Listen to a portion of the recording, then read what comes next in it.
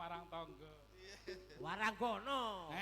Waranggono iki lho sing dipajang ning kene iki. Sinden. Senden kuwi lho. Aku ya wis tau tresno Waranggono. Tenane. Aku duwe sekarang kuwi miturut titeng dewa Dewi kata. Sedulure liyan kok. Bathara Betari. Dalang ya karo sinden kuwi wis garsing papesten. Ya kok sak kecekele. Ayo siji meneh. Iki bicara iki. Pamundhut saking Mbah Redi bajing loncat mangke Mbak Cita ning ten gara-gara mawon Mbah Redi ngedum wektune. Men tekan gara-gara. Kajenge tekan gara-gara. Iya. Santai mawon Mbak Lian dugi gara-gara, Yu Ciblak dugi gara-gara ning Mbah Oto ketoke informasine limbukan dadi gara-gara wis ra ono. Apa? Sampluk ora ono iki ora enak lho tembunge.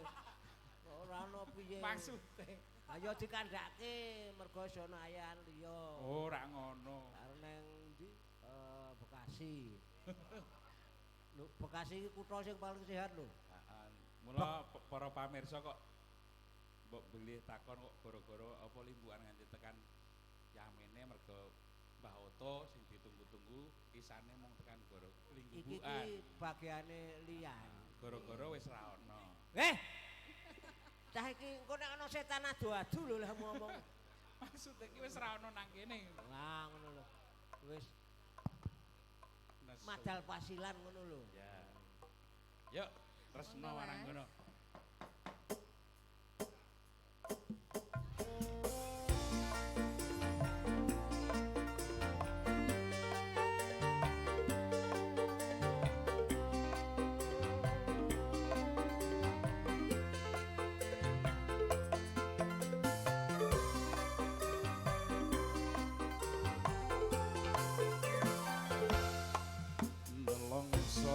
Rasa-rasane nangis jroning atiku yen kelingan kesem kemoyomu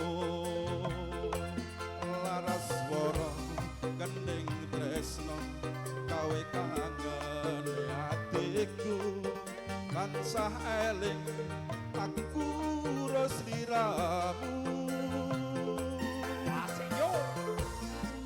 Sak tenan aku ngerti atimu ning wis pastine aku jodohmu pancen rasa kari rasa kudu lila nggon nrimo lilano aku nyandeng priya liya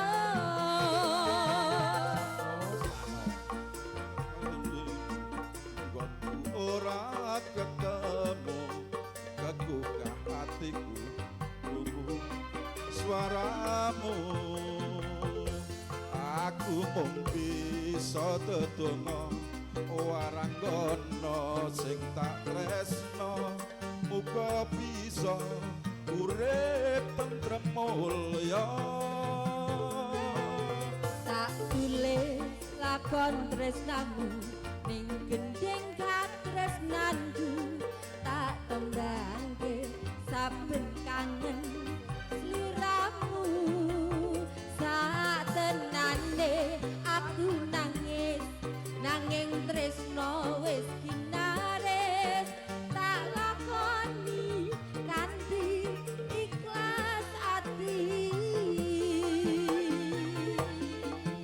uyungku ngelayung gembara ing awang-awang tanpa bisa nyandeng aku mung bisa nyawang tumetes eluku deres milih ana pipi apa tresno iki pancen ra kudu duweni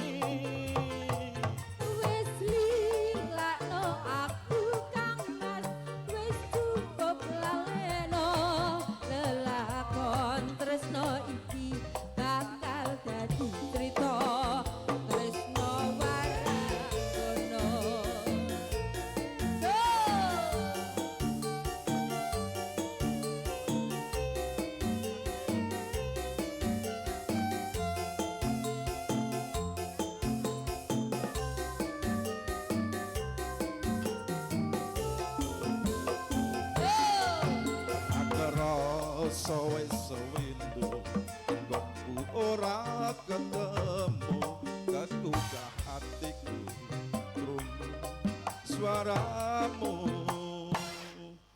aku mung bisa dedonga waranggono sing tak tresno muga bisa urip tentrem mulya Tak tulis lakon tresnamu ning gendeng katresnanku tak tembangke saben kangen sliramu sak tenane aku nangis nanging tresno wis kinare tak lakoni kanthi ikhlas ati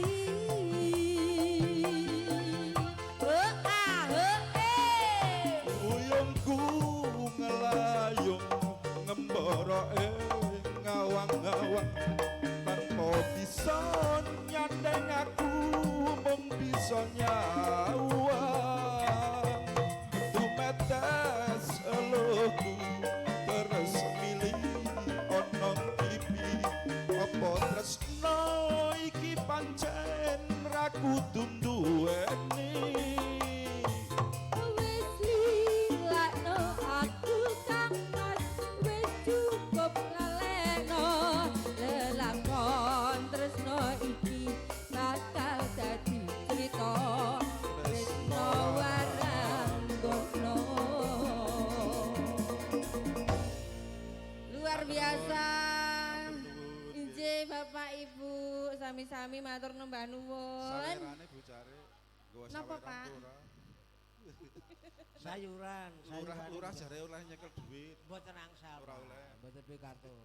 Matur Nggih. nuwun sampun Nggih, sampun matur nembah nuwun. Matur nuwun nggih Bu Carik. derek nuwun. Matur nuwun Bapak nggih. derekaken matur nuwun.